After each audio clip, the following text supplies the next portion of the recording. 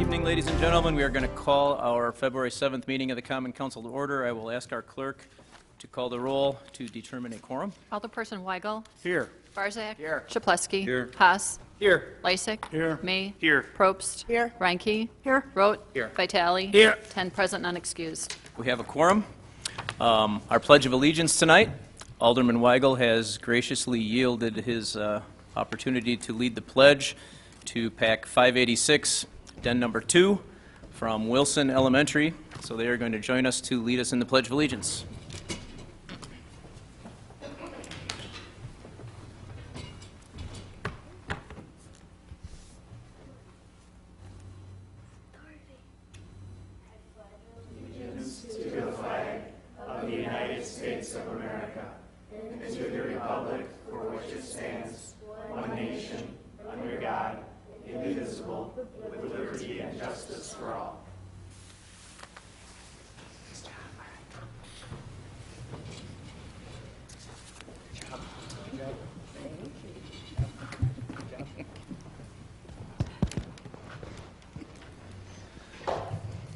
Nice job, gentlemen.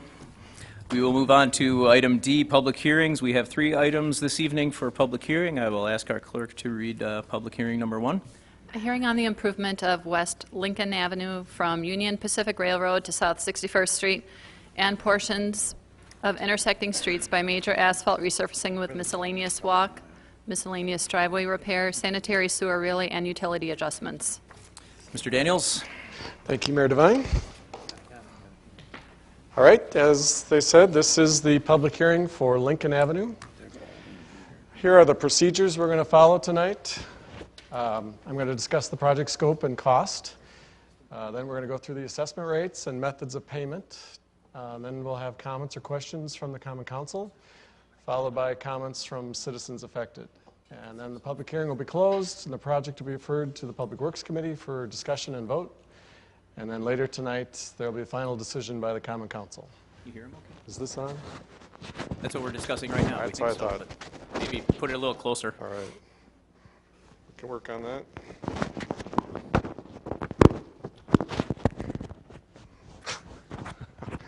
How about up here? All right, is that better? That's better. A little better? Here are the project limits.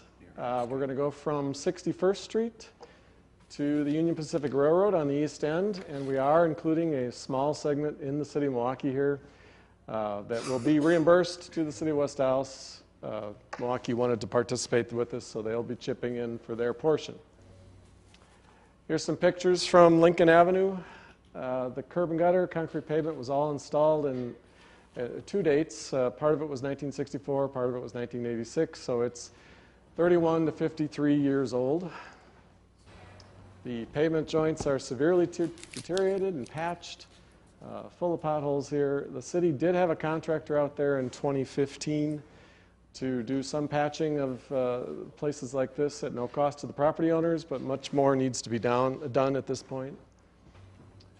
So routine maintenance is very difficult to fill all these potholes, especially with so much traffic at the same time. So the project will include curb and gutter, and pavement will be repaired as needed. We're not replacing everything, but we're just going to repair the parts that are bad. Then we'll be putting a new asphalt surface over the existing concrete. That's what you see them doing here. There will be some repairs to underground utilities, not a lot. There'll be some sidewalk replaced if it's in bad shape, if it's cracked or heaved or pitched the wrong way. We will provide two-way traffic on the street at all times by having half the street open at a time. Street parking, though, will have to be provided on neighboring streets. No parking permits would be required. And if you do require a disabled parking space, there will be some on adjacent streets for any residents that have a Wisconsin Disabled Parking Identification Permit or a disabled license plate. The city did conduct traffic counts and a speed study on Lincoln Avenue in October 2016, and the traffic study did reveal there is a speeding problem. The daily count was 13,900 vehicles per day. WSDOT is actually forecasting in the year 2028, we will be up to about 15,000 cars per day, which is why I'm sticking with the 4 traffic lanes that are there. The average speed was recorded at 33.2 miles per hour. The 85th percentile speed was up to 38 miles an hour. Speed limit is actually 30. According to the city's neighborhood traffic management policy, we typically avoid doing traffic calming on a street that's designated as an arterial like this one is. And Milwaukee County Transit Company does not really support curb extensions at their bus stops. But if there were a few places, we might be able to do some traffic calming at curb extensions along Lincoln Avenue, although I'm afraid it might be kind of expensive to retrofit. But we can look at that. There have been 102 accidents on this segment in the past 3.5 years, which is above the statewide average.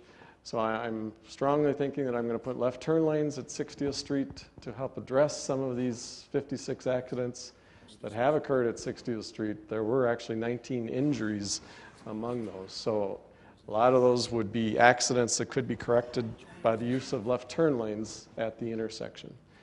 Unfortunately, Lincoln Avenue is 60 feet wide, so it's not really wide enough to accommodate the 4 lanes of traffic and on-street parking and bike lanes as well. So I'm not really seeing how we could get bike lanes on this street, unfortunately. That may have to wait until we rebuild the street in the future. This is what the typical finished project would look like with a new asphalt surface, curb and gutter, sidewalk repairs where needed. The cost of the project is $1,071,000. We're doing $154,000 in sanitary sewer work, $95,000 in storm sewer, $91,000 in water main, so the total cost of the project is $1.4 million. This is how the project is being paid for. The sanitary sewer work would be coming out of the Sanitary Sewer Utility Fund, which is a citywide fee. The storm sewer would be done with the storm sewer fees, which is a citywide fee. The water utility work would come out of the water utility funds. That's a citywide fee. And the city of Milwaukee would be chipping in 5% for their small portion. And then almost half of it would be coming from the citywide property taxes, the general fund. And the special assessments would be paying 22% or $308,000 of the total. The project will include several sustainability benefits. The gravel used would be 100% recycled crushed concrete from old pavements instead of mining for new gravel. Recycled fly ash from coal electric plants would be used in the concrete to reduce mining for new cement by 30%. New asphalt would be made from 20 to 35% old recycled asphalt pavements to reduce mining and drilling for any new materials. Here's a sample special assessment assuming a residential property with a 40-foot lot. The assessment rate is $48.41. So the cost to the homeowner would be $1,936. Now the bills for this would not be mailed out until March of 2018. And the payment options at that point would be a lump sum payment or a 5-year installment plan or a 10-year installment plan. So for example, over a 10-year period, assuming 4% interest, the special assessments would range from $271 in the year 2018 to $201 in the year 2027. Here's a little bit of a history of special assessments and why we do it. We have been doing it for over 110 years. City residents in the old days actually paid the full cost of the road in front of their street, in front of their house, because they do enjoy a unique benefit from this improvement to their individual property. But on this project, the city will collect $308,000 in special assessments, which is 22% of the total cost. Now the assessment rate is $48.41 per foot. That's the same for all residential properties anywhere in the city, no matter how wide your street is, or how high the traffic volumes are, or how high the actual bid prices are. Everyone is treated equally. So even someone who lives on a little cul-de-sac is paying $48.41. It doesn't matter that you're on Lincoln Avenue. You're not being penalized for that. You're paying the same that everyone else is paying. For over 110 years, Wisconsin state law has allowed for special assessments. In addition, judges in over 100 court cases in Wisconsin have upheld this law as a fair and reasonable method to recoup the cost of these projects, so this method has certainly stood the test of time. Special assessments are the only way to ensure that tax-exempt schools, churches, charities, hospitals, county parks, utilities, and railroads pay their fair share too. No one is exempt from special assessments, even though there are 430 parcels in the city that do not pay any property taxes, and many of these are tax-exempt schools. Many of these tax-exempt schools, churches, and county parks are very large parcels, which actually encompass 28% of the total parcel area in the whole city, and they only contribute to the city's costs through special assessments. Businesses, corporations, manufacturers also pay a higher assessment rate to ensure that they contribute their fair share. So their assessment rate is actually $60 to $72 per foot. And by way of example, on this particular job, St. Rita's Church is actually going to be paying $15,474 in special assessments, even though they do not pay any property taxes. I just included this map to show that the 430 tax-exempt parcels in the city and how they are actually encompassing 28% of the total land mass of the city. So most of these parcels, the only tax we get is from special assessments. It's the only time they contribute to city funds. So that's part of the reason why we do this. Here's another map. This map is shaded to show all the parcels that have actually paid a special assessment in the last 15 years. The different colors represent different years, but you can see that at least on the east side of Milwaukee, West Allis, almost everyone has paid at least once, if not twice, for their alley and their street. So I guess everyone is paying their fair share. This is a fee that everyone in the city is paying. There are 23 parcels on this project that are actually paying for the long side of their property. Some of these parcels also recently paid for their alley in the years 2007 to 2011. That's not uncommon. There are actually 10,000 parcels out of the total 19,000 parcels in the city that do pay for more than one side of their property, so that's 55% of them. There are actually 3,400 parcels out of the 19,000 that pay for 2 or more streets, so that's 17%. And then there's another 7,400 parcels out of the 19,000 that pay for their street and their alley. That's 38%. So here's an example of how we discount a person who is on a corner or pays 2 sides of their property. We take the long side of the lot, 120 feet. The assessment rate's the same, $48.41. So that comes to $5,800, but then we take 60% off, alongside discount, so we subtract $3,400, leaving $2,323 for the long side of their property.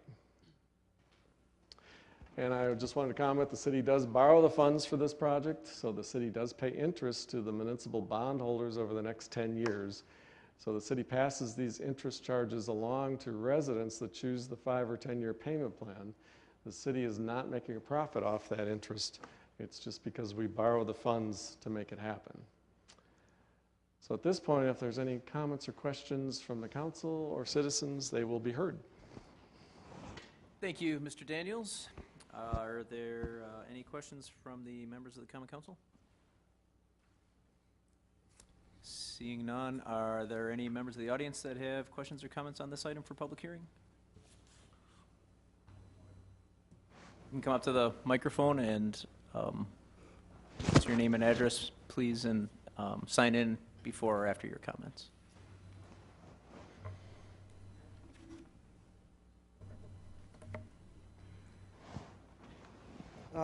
My name is Rock Massey. I live at 2309 South 57th. We run a small business at 5701 West Lincoln. And we have a lot. I wanted to get the bus stop taken out of that area. It's just been a hassle. People come and sit on our steps. They're disrespectful. There's a clinic right across the street. The patients come from the clinic. They take their Band-Aids off, throw them all over. It's been a hassle. We've had a big runaround. Sir, sir. Sorry, are you on the public hearing for the street project, or are you asking about the bus? This is for the street project. In the project? Because okay. What's happened is they've told us, we've called the bus company, They said, talk to the city. We've talked to the city. They say, talk to the bus company. And what we've ended up with, they said, talk to them in the spring because that's when this project would start and they could move the pad for the bus stop, possibly move it at that point. Okay, I'll make a note to have a conversation with them. Okay. So at 57th Street, It moved at least a block away, because it's just been, like I said, nothing but trouble. so 57th Street, you said? Yep, Okay. Thank you. sure. Anybody else in the audience this evening have questions or comments on public hearing number 1?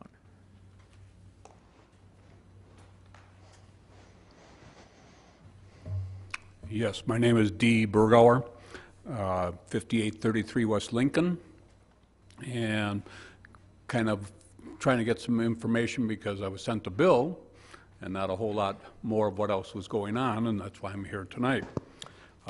How long is this project scheduled for as far as time-wise? Because obviously in '86, when it was done so poorly as far as quality, it tied up 2 years of having things done, and since it wasn't done until October, November in our particular segment, the 93rd Street started at the other end, it shut down our business basically for 2 complete summers.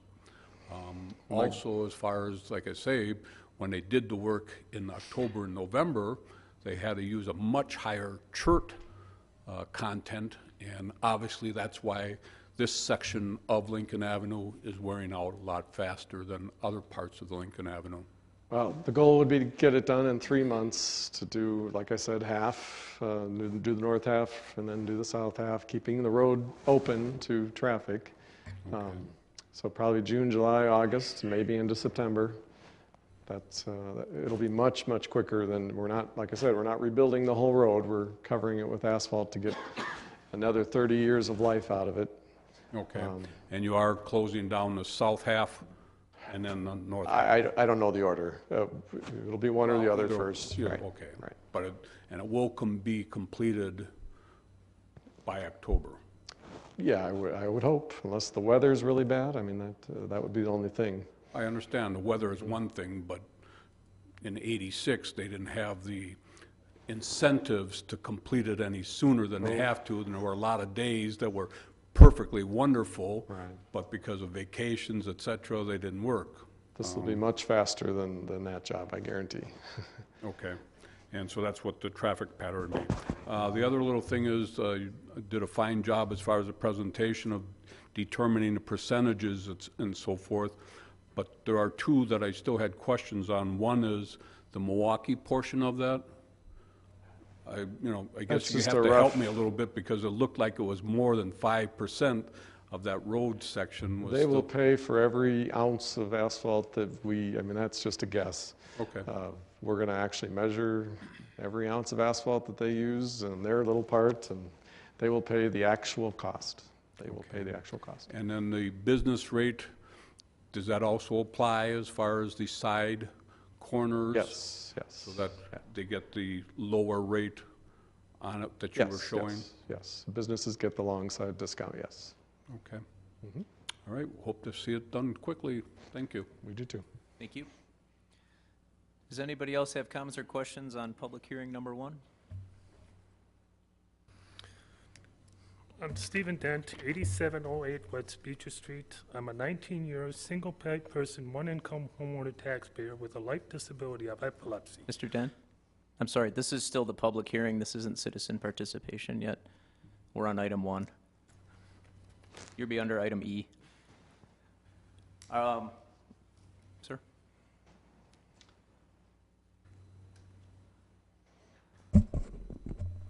Hello, I'm Robert Philippi, 727 South 97th Street, West Dallas. And my complaint, and I want something done and enforced. I live north of Greenfield Avenue, and I'm a prisoner on my own street. I can't get out. on 97th Street in I'm sorry. Greenfield. I'm sorry, because- Mr. Filippi. We're still on the public hearing for the road project, we're still on the public hearing for the road project, not citizen participation yet. Okay, Yeah. all right, thank you. Couple more minutes. Does anybody else have comments or questions on the public hearing for our road project?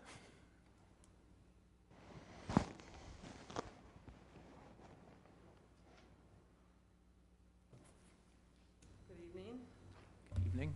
My name is Susan Massey, 2309 South 57th. My husband was just up here speaking. We live on Lincoln Avenue. We own a small business. The business is in the front of the building. We live in the back. So it kind of puts us at the business residential rate.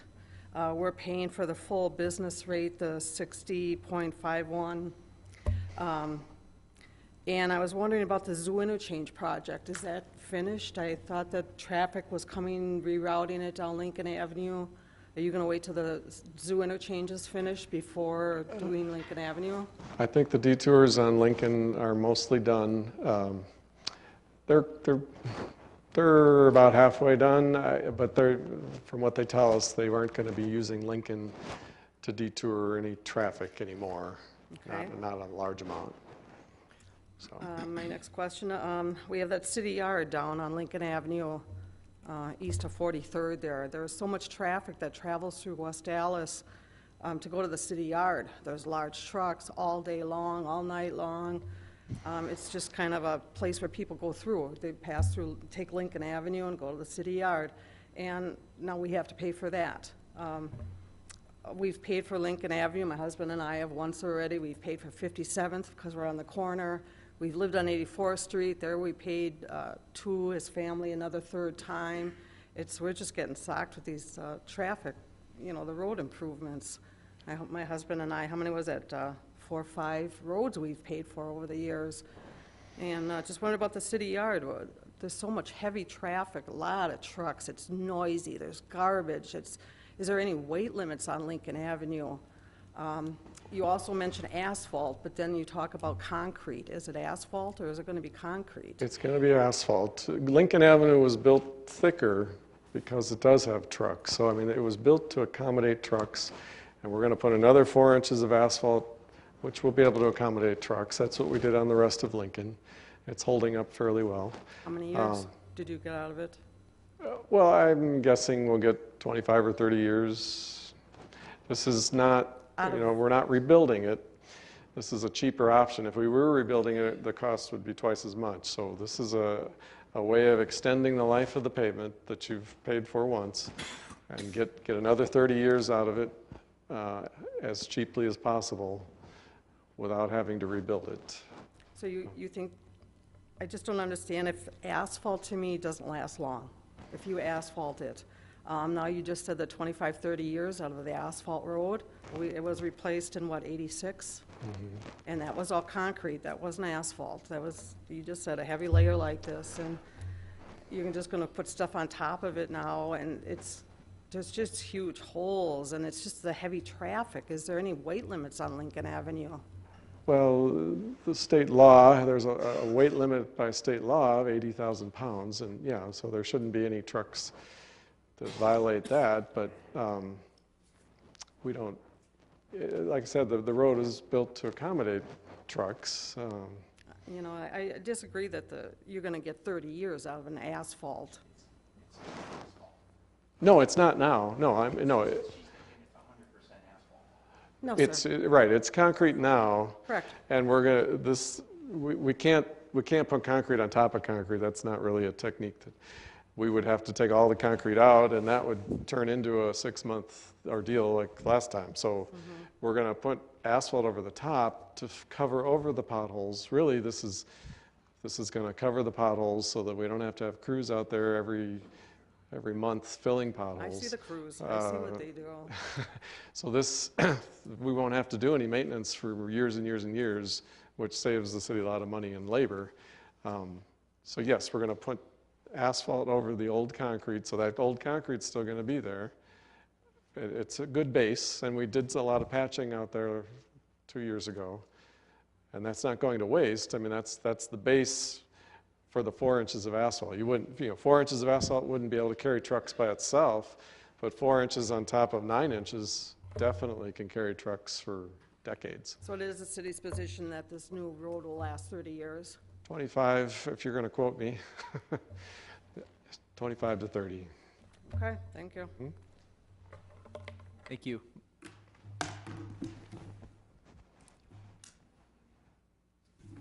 I just have another question since you brought it up. It's just asphalt over the concrete? There's not a trimming of the potholes or large holes that are in the concrete now? Yes, a lot of the potholes we will fill in with concrete, and then we put the asphalt over the top of that. A lot of that patching was done 2 years ago. Okay, so I mean, the pictures, for example, that you were showing of 3 to 4 inch holes Yes, in the concrete yes. are going to be filled with concrete first and then the asphalt? Or we, Yes, pouring they'll that- actually be cut out, mostly the transverse, if you want to get real specific. I mean, the transverse joints, we do cut them out and put brand new concrete in there with tie bars. The longitudinal ones, sometimes we can scrape them out and fill them with some new asphalt, and they don't carry as much traffic along the edge as the ones that are right in the travel lane. So Thank you I'm for the not promising we're going to do clarification. all those, but you made it sound like you were just going to dump asphalt and fill the holes with the asphalt, so, no. okay. We will be doing some concrete patching, but a lot of that was actually done previously. But the ones that you saw in the picture, we'll cut those out and we'll put new concrete in there, and then we'll put this asphalt in over the top. And curbing as needed? Yeah, if it's anything? broken or it's back pitched or that will be replaced. And if there's sidewalk that's cracked or heaved or something, that'll be replaced. So, Right. No, So- I mean, the snow plows have done a good job on the curbing. right. Thank you. Any other comments or questions on public hearing number 1? Okay, seeing the none, we will close our first public hearing, and I will ask our clerk to read public hearing number 2. Hearing on the special use permit for the Mechanics, a proposed auto repair facility to be located at 9435 West Lincoln Avenue. Mr. Stiebel, when you're ready.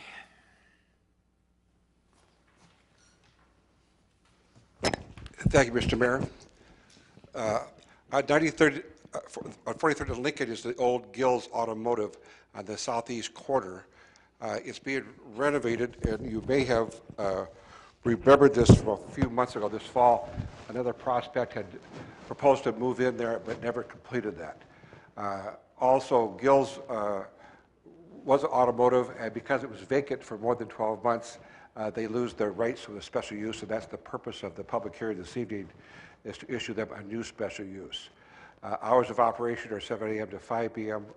Every day except for Sunday, and 13 parking spaces are required and 13 are provided.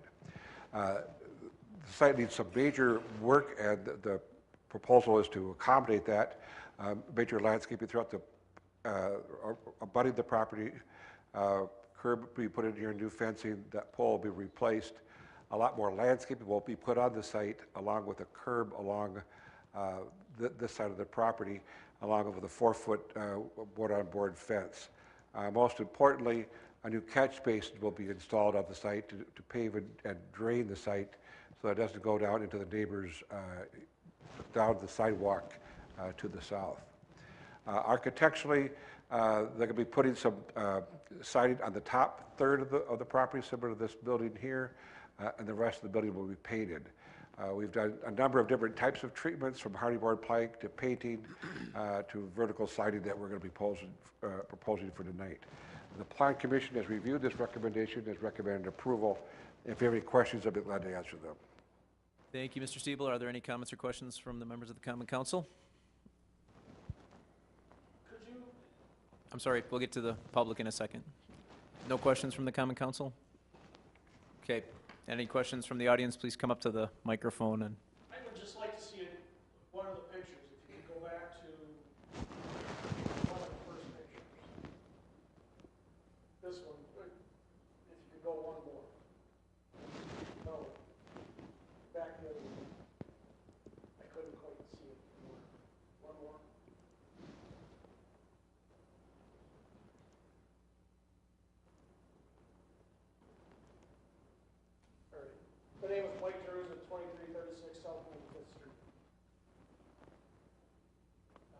That's it? Okay. Any other comments or questions from the audience?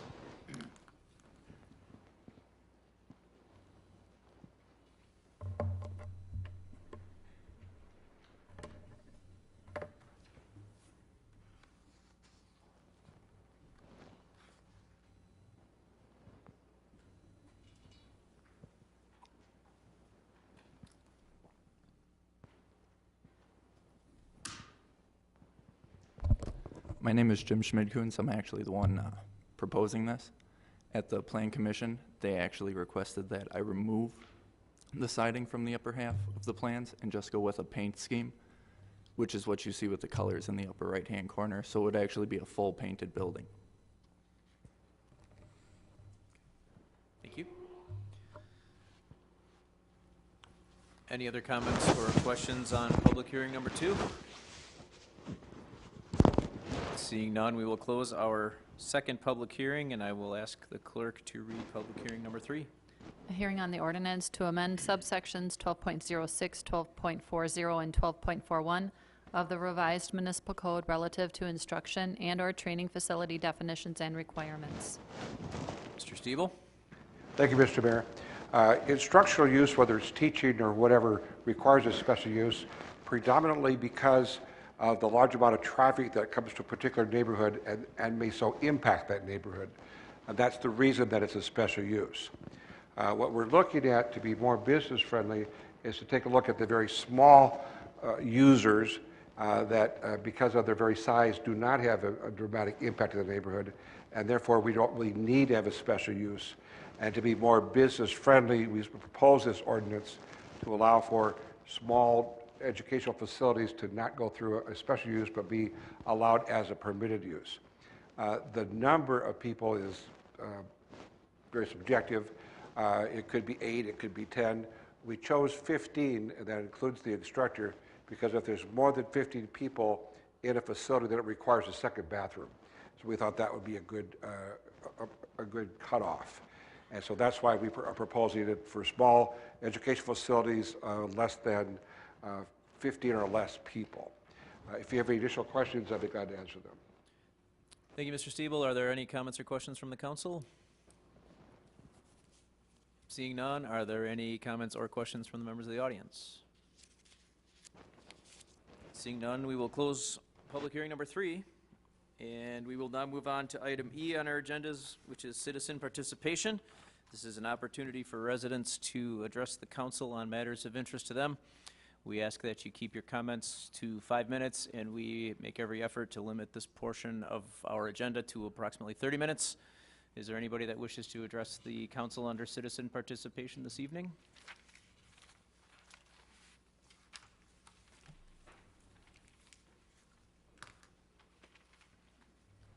Hello again. Hello. Robert Philippi, 727 South 97th Street. I'm kind of hard of hearing, so you have to get that.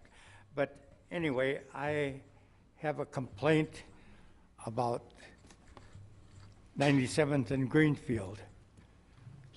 I talked to Nardlock. I've been going this 8 years at least, trying to have a sign put up that no parking within 30 feet of the intersection, but it goes to waste. Nobody does a damn thing about it. I talked to Barzak. I talked to Nardlock when he was there. I didn't talk to May because I haven't got into it yet. But anyway, I have had so many close calls. My wife has had close calls, my daughter, and different ones in the neighborhood. I guess nobody but me bellyaches. But anyway, the other day, I almost got clipped. So I went down to the police department and I told them I wanted to see the police chief, but you have to go through steps. And I talked to a sergeant or whoever it was, and I told him the situation. And he said, well, everybody knows that you're not supposed to park within at least 15 feet from the, I says, you tell him about it. Well, he says, call in and we'll send somebody out.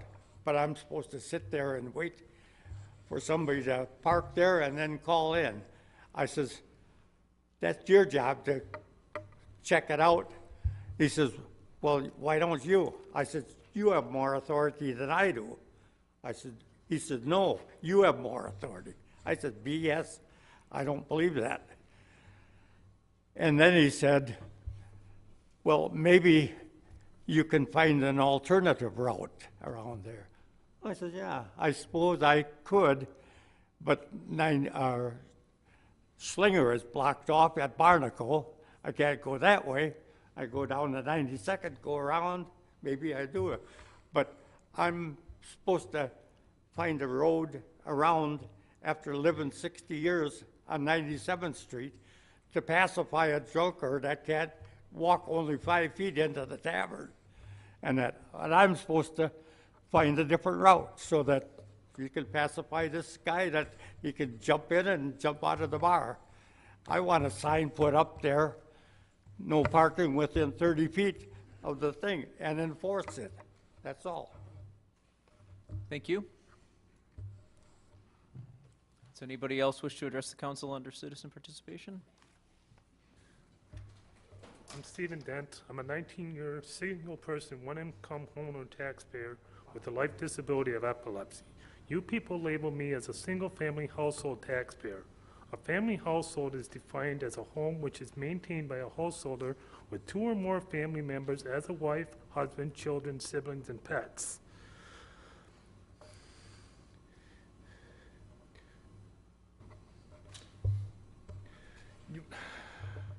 You allowed Michael Lewis to do substantial damage to my property. Over the past 10 years, you just kept on ignoring it, and now the damage is evident and it's getting worse. There's several neighbors who saw the hours of time that I put in it by hand to put a drain tile in by hand. I took out the whole ground around the garage. I shaved a ½ inch of slab off the front entrance. I've also been accused multi-times over and over because my water consumption never exceeds 600 cubic feet. The first time I had 2 employers forced entry into my home at no appointment to see if the water meter was tampered with. That was when I came home for vacation for 2 weeks, and they gave me a stupid statement that the water meter had dried out. I am an engineer. An enclosed subject is not going to dry out of water. The water tower on 84th and Beecher has never dried out. The second time, they wanted me to stay home from work from 12 o'clock to 3 p.m. so they can come and inspect the water meter for any tampering again. That time, they turned on the water meter by my utility tub and let it run for 10 minutes to make sure that there was water going through the water meter consumption. I never received reimbursement for that water meter.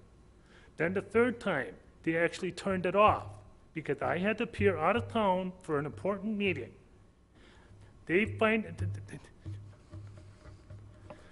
replaced the water meter with a 24/7 wireless water meter, which is being monitored now 24/7. My water never exceeds 600 cubic feet. So now I want to know why you cannot do that to all these family households who have 2 parents, 2 incomes, 3 kids, and pets. You got to consider the hours of occupancy, the number of occupancy, and I'm sorry, but you got to consider the overweight and the obesity of the occupancy. I pay extensive medical bills and medication bills for epilepsy, which are mandatory to keep my driver's license maintained, and I have to tell my employers. This was all started 10 years ago because of Michael Lewis's non-professional behavior who intentionally damaged my garage.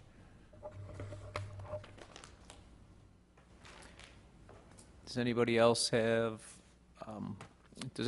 wish to address the council under citizen participation this evening? Hi, I'm Mark Piotrowski. I live at 6103 South 20th Street in Milwaukee. I was visiting the fair, and I was walking toward a lady, and I hit my arm on an exposed rain gutter, sliced it open here. Some people were there to bandage it, like Jethro, but it was a bandage. And now I'm permanently scarred. There was pain and suffering. And I guess the assessor or whatever, somebody called me and said they would give me nothing except pay my bill from the clinic. I think I should get money for pain and suffering and being permanently scarred. That's it. Thank you. My name is Brian Hospital. I own a property on 56th and Lincoln, and it's kind of going back to the Lincoln Avenue.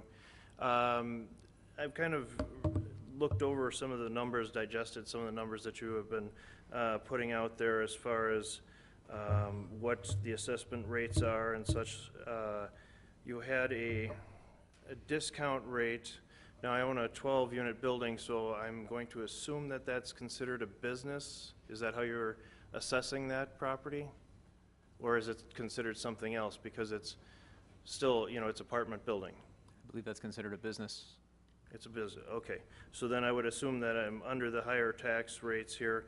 And then what is the special assessment? You had a alongside discount on there?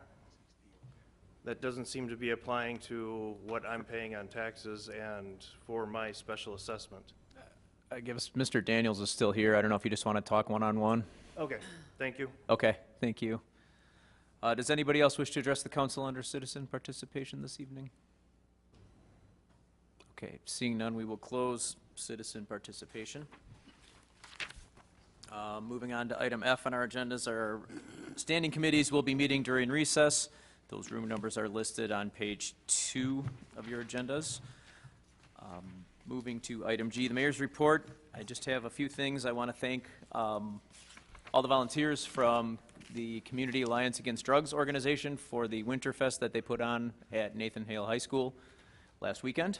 It was, I was not able to attend, but I heard that there were about 400 attendees, a lot of families that had a great low-cost family fun drug and alcohol-free event. And I also want to thank Jefferson Elementary School for inviting me to participate in their Career and College Readiness Day this afternoon. I got to speak to several classes about what it takes to be a mayor. It was a lot of interesting questions. It was a lot of fun. That does conclude the mayor's report. Do we have any reports from the alderpersons this evening? Mayor Devine. Alderperson Probst. I would also like to say thank you to the Jefferson Bears for inviting me as well to the Career and College Readiness Fair. I got to speak to about 120 kids today and talk to them about what it is to be an alderman and to serve the public. So thank you very much to Jefferson. Any other reports from the alderpersons? Mayor Devine. Alderman Lysick. I move for approval of the minutes of the Common Council regular meeting of January 17, 2017. Second. There's a motion with a second by Alderman May. Is there any discussion? All in favor? Aye. Opposed? Motion carries. Move to item J, items not referred to committee. I'll ask for a motion to place item 5 on file and refer items 6, 7, and 8 to our city attorney. So moved. Second. Motion by Alderperson Probst, second by Alderman May. Any discussion? All in favor? Aye. Any opposed? Motion carries. Moving on to item K, standing committee reports, License and Health Committee. I'll report those out after the recess meeting. Thank you, Alderman Chaplesky. Item L, the motion for reconsideration has been withdrawn. Mayor Devine. Alderman Lysick. I move that we stand in recess until conclusion of the committee meetings. Second. There's a motion with a second by Alderperson Reinke. All in favor? Aye. All opposed? We are in recess.